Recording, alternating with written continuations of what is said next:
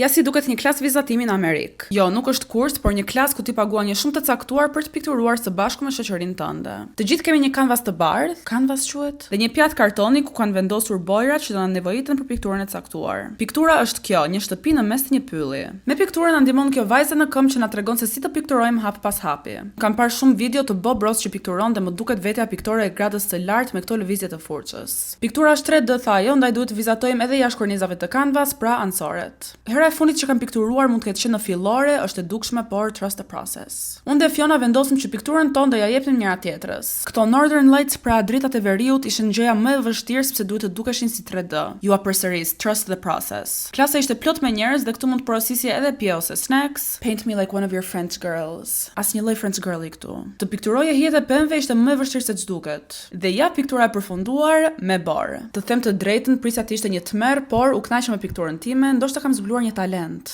që duhet ta mbaj të fshehur. Votoni në komente se cila pikturë ju duket më e bukur, e imja apo e Fionës. Votoni për timen. Bye.